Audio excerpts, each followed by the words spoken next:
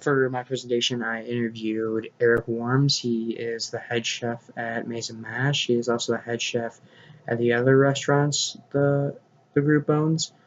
He graduated from the CIA with an associate's degree in 1996. He then moved back to Chicago and worked at the Ritz-Carlton in Chicago for a few years, then went and worked in a small cafe in the city that is now closed. He then worked at the Burger Local, which is one of the restaurants in the group. Then he was put in charge of the restaurant for 2 years. Then when Mason Mash opened, he was made the head chef of all the restaurants, and he now is helping a new restaurant that the group is opening called the Burger Social. So my first question I asked, what have you found to be the best way to resolve conflicts in the kitchen between workers? He told me that just sitting them down and letting them say their side of the story and having them listen to each other and having them talk and really seeing both viewpoints, that he can come to a conclusion and see what he wants to do, and it also helps the employees see where the other one is coming from and just really understand the situation better. And he says that's the most effective way of resolving a conflict without it escalating any further. And after that, I asked, how and why do you motivate people? He said, motivation is a tricky thing in the industry because sometimes you can't motivate people because they're burnt out of working at the restaurant. And you just can't motivate those people because most of the time those people don't want to work at that restaurant. They want to do something else. They want to go cook somewhere else. They want to do something else besides working at that place. They want to move. And you can't really motivate those people because they just don't want to work there anymore.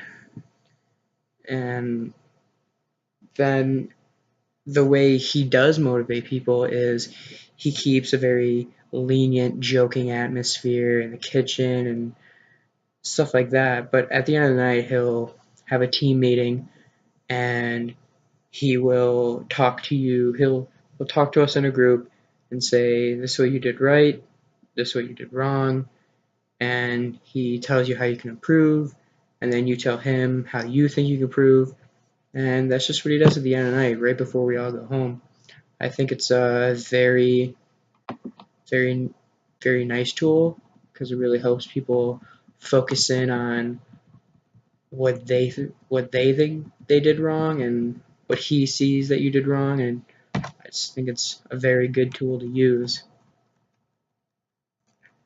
And after that, I asked, what is the biggest challenge being a head chef at 4 different locations? He said the biggest challenge is upholding quality standards, and because you need the quality standards to have a consistent restaurant, and he said consistency is the key to a good restaurant, because without consistency, you can't have a good restaurant, because each time someone comes, if they order the lobster one time and then they order the lobster a second time, it's two totally different dishes. That person probably won't go there again because they know they can't put out a consistent dish from the kitchen.